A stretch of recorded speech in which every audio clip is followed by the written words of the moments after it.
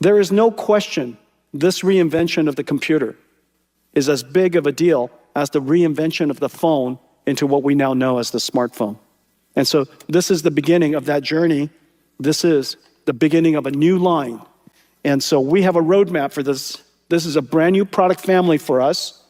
And the thing that I'm just incredibly pleased, incredibly honored, is that 100% of the world's PC industry has joined us to reinvent the PC. A new line, a new beginning. The world's most valuable company, NVIDIA's founder Jensen Huang, talked up the future AI at Computex in Taipei last week. For years, conventional wisdom has been that whoever can build the most advanced chips will win the AI race and thereby win the world. But China is now attempting something rather different. Facing US export controls and restricted access to NVIDIA and TSMC's most cutting-edge technology, Beijing is investing heavily in alternatives. What alternatives, you ask me? For example, China's Huawei has been promoting what it calls the Tau scaling law, arguing that future AI progress may depend less on shrinking transistors and more on systems-level innovation. Meanwhile, other Chinese firms are rolling out increasingly capable AI models while building domestic ecosystems and massive AI data centers powered by renewable energy. So, has China really found an alternative way to close the technology gap with the US? Has US technology export controls really shown China's progress, or have they inadvertently accelerated it? And if the heart of AI race now is really changed, from a battle over chips into a battle between entire ecosystems, what does that mean for the world's semiconductor industry and for Taiwan? Hello and welcome to Taiwan Talks. I'm Wen-Ti Song. To discuss these issues and more, I'm joined by Ronan Fu, Assistant Research Fellow for Political Science at Academia Sinica, Adam Ma, Tamkang University Assistant Professor in International Affairs. Adam, Ronan, thank you both for coming to the show today. Thank you for having us. Thank you. In 2017, Beijing released a new generation artificial intelligence development plan. China's official goal then is to become the AI world leader by 2030. Since then, China has, of course, poured a lot of resources into developing AI. So let me come to you, Roland, first. What's your assessment here in terms of the progress that China has made over the last almost 10 years on the AI front? So my honest assessment is there is a partial success, and I will try to stretch both halves. So China has closed the distance faster than almost everybody has predicted. So when we're comparing, the gap between the US and China in terms of, their AI model ability, so right now, the distance is about 2.7 percentage difference. Compared to 10 years ago, it's about 27, or let me be precise, 20 to 31 percentage differences. Mm-hmm. So in the past 10 years, China actually hasn't surpassed, but has actually trying really hard to catch up. But so this is on the successful side. Basically, so on applications, open models, and raw power, this is where the progress feels really real. But China also hit a very hard ceiling at the same time. Mm-hmm. So for example, it can make its best chip at home. Right now, the best chip that they actually utilize is actually made right here in Taiwan by TSMC. So that's a hard ceiling that they will hit and continue to hit. Right? So that's the reason why the honest verdict is not China is winning or China has failed. It is neither of the two assessments. It's China has succeeded partially. Yeah. All right. I mean, it sounds like China has scale advantage, but in terms of high quality stuff, Taiwan still has a lot of edge here. How about you, Adam? What's your take in terms of China's state of development when it comes to AI, and how does the shape of AI race look like to you today? Yeah, I think there are some elements for AI compete or race. The first is electricity, and the second, I think, infrastructure. Like if you have the technology on the lithology machine, that is very important. And you find in a couple years ago, Shanghai Dianzi had already built it. But in this world, you only have the ASML who has this. So I think this is a big step for China, and this is one part of infrastructure. And the third element for me is human resource. You have to appeal in all this world, the top engineer the top student from the top university in your country. That is very important. But this part, I think, is a little bit disadvantage for China. But if you want to make the race, you can win. You have to get the human resource all of the world. And that's why it's technology, of course. That is a core issue for the race between US and China. If you can control, actually right now, the logic chip, right now, that means you decide what the platform for you, and it make the software and the hardware to follow the platform. So if you take the core technology, you can decide the chip and you decide the platform. Actually, you decide all the system to this world. So for these four elements, I think that is the shape of AI race for me. All right, thank you for that very methodical breakdown, really, in terms of shape of the AI race. How about you, Roland? How do you see it, the AI race, and how does winning the AI race even look like today? So, victory or winning, if you will, basically depends on how you define it. And right now, we actually see like a parallel track running by these two countries. So right now, America leads, in terms of the frontier. They have the most capable models and the most advanced chips, thanks to Taiwan, thanks to TSMC in particular, right? But China is competing on a different route, and this makes very, it doubles down on the notion of diffusion, right? So they are trying to make model very cheap, very affordable, so that in the long run, what the game they are playing is actually a game of diffusion, and the game that the U.S. actually has the upper hand is a game where you try to achieve advanced, try to actually come up with the best, the most frontier model. So going to the very fundamental question, winning. So that's right now we are actually seeing two competing bets. Right. Both are very plausible. So one side is, I'm going to offer the best available to you, even though it comes, it basically is on the pricey side. Yeah. The other side, basically, I perhaps cannot give you the best, but I'm going to offer the most affordable ones. Right, so these two competing logics will be there very long time. That almost mirrors the RMA, Revolutionary Military Affairs, versus the more, I guess, asymmetric warfare model, isn't it? Yeah, that's right. One's about higher end quality technology, the other one's more about survivability and diffusion. And how about you, Adam? How do you look at this thing that Roland just mentioned about different models are competing and winning the AI race? Do you find that China's AI approach, for example, has really become a new game changer where they try to compete along different lines on different fronts? Okay, I think that is an interesting question. Because of in the past 10 years, the U.S. pursued decoupling with China. So actually, this world is separated in two groups of AI. That is very interesting because in the future, that based on what I say, the logic chip, if you can control, like if Huawei can build it, actually he built a system actually. And NVIDIA built the chip, he also to build a system for US. So in the future, I don't know, maybe there is no possible to become the one dominant power in AI field. But we can find in the future it's a kind of a bipolar system of AI. You can find some user just use DeepSeek and some user just use ChatGPT. Yeah. So actually in the market is separated, but in the process the supply chain is also separated in two parts. So in the future, I think the competition between US and China or the AI model will sustain or continue because of based on the different logic and based on the different hardware, software. So in the future, I cannot prove it who will win the game or who is the game changer.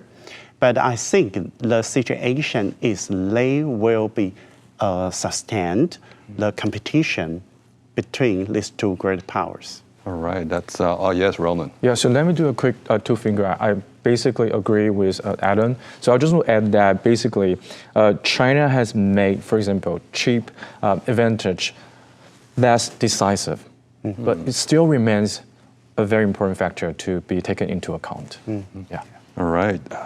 Thank you for that. Yes, all these things we touched on as well. DeepSeek, Qwen, Kimi, all these other emerging AI alternative on the Chinese side that try to, I think as Roland kind of pointed out as well, try to compete through cheaper and more open source oriented materials. Almost like, I don't know if the world is really moving towards an AI bipolarity, as Adam kind of pointed out. Possibly. And Roland, so how do you look at this in terms of China's strategy toward building a big number of cheaper stuff?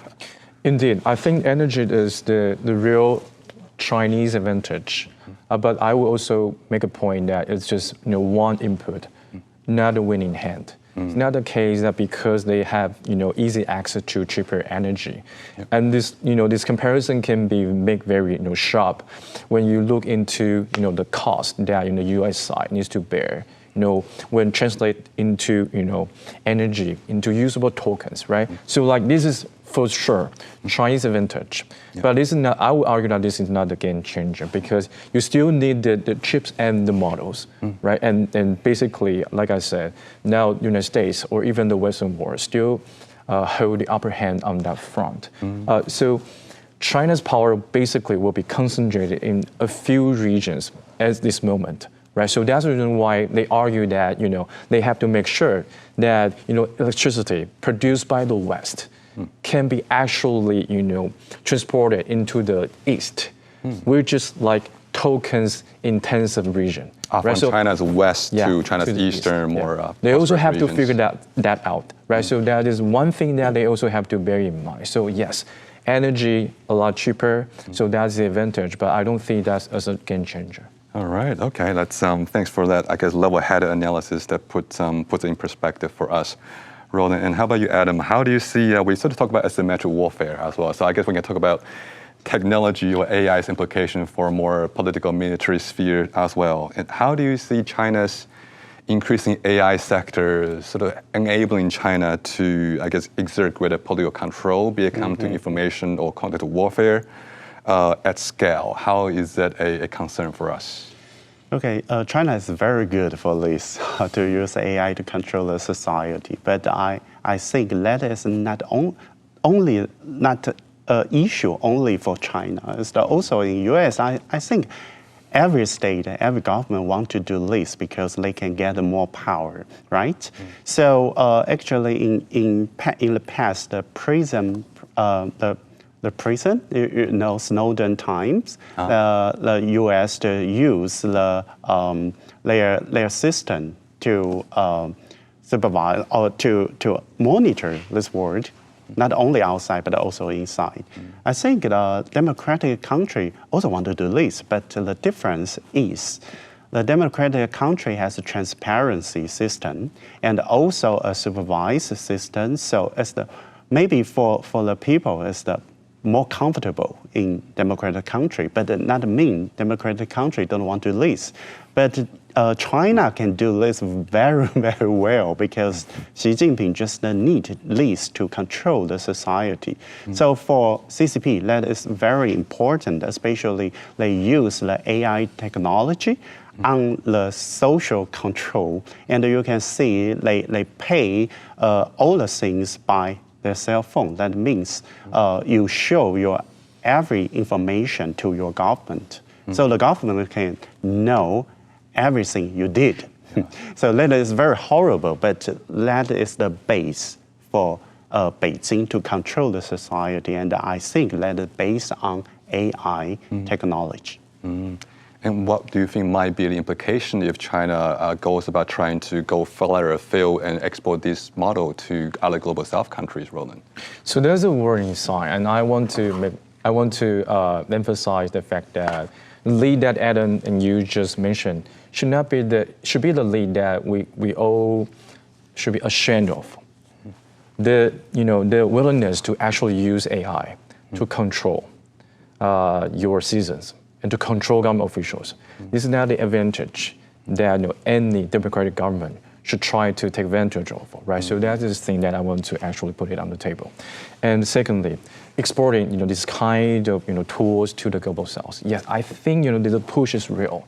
China is exporting more just than cameras now. So this is camera, basically it's like chips embedded, the models and surveillance and the norms to run with, right? So this is like a very, very, alarming, issues to deal with. So right now, what is even more concerning is that the democratic, camp hasn't really responded to this kind of challenge with enough effort. Right. So what we are seeing is that China is investing heavily, on that front, and the democracies have been very slow to respond. Right. So but let me also say this. Yes. I think this race is on, not over. Yes, we talk about how there are two increasingly polarized camps around, and one factor here, of course, is technology control. Last month, NVIDIA's founder, Jensen Huang, he traveled to China alongside US President Trump. While there, he advocated for advanced chip exports and he accepted a seat on the board of Tsinghua University, where China's President Xi Jinping once graduated from. Here's what he said about China's market at the press conference in Taipei recently. Take a look. The Chinese market is very important, it's very large, of course. And if we have an opportunity to increase the capacity of computing in China, it would be terrific. As you know, in the world, in the era of AI, computing equals revenues. And because the computer generates the tokens, and the tokens generates revenues. So in this era, compute equals revenues. And if we can provide incremental capacity into China, it would be terrific. Okay, so U.S. tried to impose technology control against China. Adam, my question that many people would have been asking as well, actually, is that is U.S. tech control, export control against China, is it really slowing China down, or is it actually giving China the extra push to pick up the pace? Yeah, I think it will happen at the same time, actually. In short term, I think it can delay a little bit. China develop their AI technology, but for long term, we cannot ignore the nationwide system, 举国体制, that China always do this because they can gather the resource to support the business they want to set. So for me, we find some element in the process of phenomena in the process. In the past, why U.S. sell H2000, but China don't buy it? Because they have the chip by Huawei. It's the SN910C type, and that can replace the H200. Why it will happen? Because Donald Trump start to sell to China the chip. So for China, they can just pursue the chip by themselves. So in the process, I think in short term, U.S. must do this, not sell the high-tech technology to China, yes.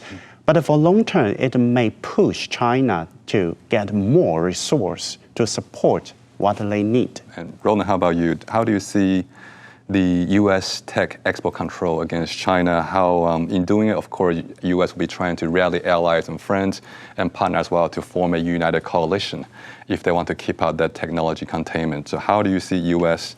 is going about, keeping the coalition together? Yeah, so it's actually pretty hard. So that just talk about the U.S. policy so that, we can keep it focused. I would say that the strategy is sound, but if you separate the enforcement part and also the grand strategy part, these are two different things, right? So that the idea, exporting control serving as a tool so that you can basically downgrade or try to slow China's development down. I think that's a good strategy, but the enforcement part has been sloppy. And so the reason why we have to say these are two different things because, for example, Malaysia, ever since the May 2025, commerce quietly stopped, enforcing key rules. We see, Chinese subsidizes, in Malaysia actually legally bought, top NVIDIA chips, with no license. right? Possibly in large volumes. I see. So the broader direction makes sense, but the devil, as always, lies in the details, isn't it, when it comes to enforcement? Yeah. And speaking of this, let's look at this comparison. Venture capitalist Chame Palihapitiya of the All In podcast recently said that Taiwan might become less important to global chips development within 18 months due to tech advances by US-based firms.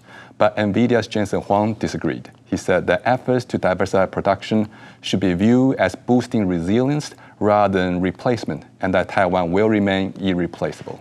Take a look.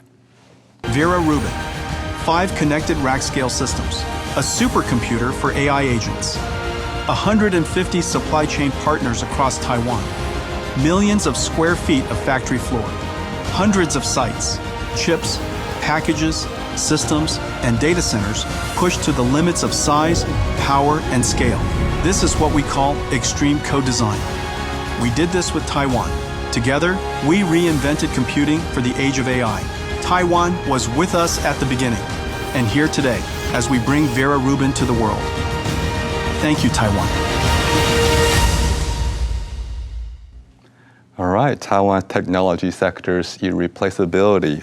There are some, like Palihapitiya, who is a bit more pessimistic. Jensen Huang, of course, has been an advocate for Taiwan. Adam, whose side do you think has makes more sense? Because the name is too difficult for me to speak, so I choose Huang. Yeah, actually, I think, for TSMC, even they send their company to Arizona, but in US, they just, the ratio of the produced only 5% of all TSMC. And TSMC keep the produced rate over 75% to 85% in Taiwan. So it cannot be replaced only by this. Besides, in Zhuke, we have more than 600 companies there. There exists some computer company, machinery company, and some photoelectric company. It's actually, that is a village, that is a group. So that is a teamwork. Yes. It's not only by TSMC. If you just get TSMC in US, it's not enough because they cannot take all the village, all the team to US. So I think even in the future, 1.5 years, maybe longer, maybe 10 years, there is no possible for US or all this world, any country can take off all of our resource in this supply chain.